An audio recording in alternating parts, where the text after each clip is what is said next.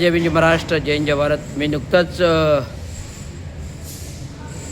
वृत्तवाहिनीवरून एक क्लिपिंग पाहिलं की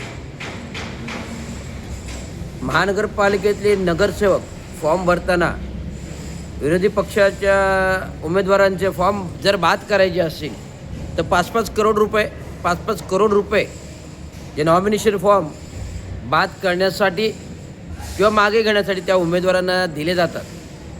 हा एक पक्षीय अजेंडा आहे केंद्रीय सरकारचा, भारतीय जनता पार्टीच्या RSS सरकारचा आणि महायुतीचा हा एक प्रोग्राम आहे की अपात्र करण्यासाठी 5-5 करोड रुपये वाटप करायचे. तर अशा प्रकारची जर संज्ञा आली तर देशामध्ये लोकशाही संपुष्टात येईल. देशामध्ये लोकशाही संपुष्टात येईल आणि सर्व उमेदवार बिनविरोध घोषित सर्व उमेदवार जर बिनविरोध घोषित होऊ लागले ते कुठेतरी लोकशाहीला, परंपरेला काळिमा आहे.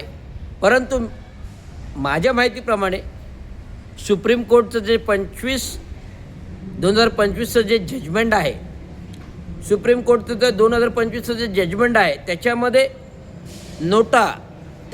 नोटा ही एक संज्ञा मतपत्रिकेपैकी दिलेली आहे. म्हणजे नोटा हा एक उमेदवार झाला. नोटा जर उमेदवार झाला तर नोटाने कुठे मागे घेतलेला आहे फॉर्म. जर नोटा हा उमेदवार झाला तर नोटाने फॉर्म मागे घेतलेला नाही ना. सुप्रीम कोर्टाच्या न्याय निवाड्यानुसार नोटाने मागे घेतलेला नाही, मग नोटा हा उमेदवार झाला. त्यामुळे बाकीच्या लोकांनी जरी मागे घेतलं तर नोटा हा उमेदवार आहे. नोटा उमेदवार असेल तर बिनविरोध आणि नोटा यांना उमेदवारावर मतपत्रिकेवर यावं लागेल आणि मतदान करावं लागेल. हे कायद्याची नाही, न्यायालयाची नाही, तर आयोगाच्या आणि उच्च न्यायालयाच्या गाईडलाईन आहेत की नोटा हा उमेदवार आहे. आणि नोटा जर उमेदवार असेल तर बिनविरोध येऊ शकत नाही. कायद्याचे नियमावली आहेत, सूचना आहेत. एवढं लक्षात घ्या. धन्यवाद. जय हिंद, जय भारत, जय हिंद, जय भारत.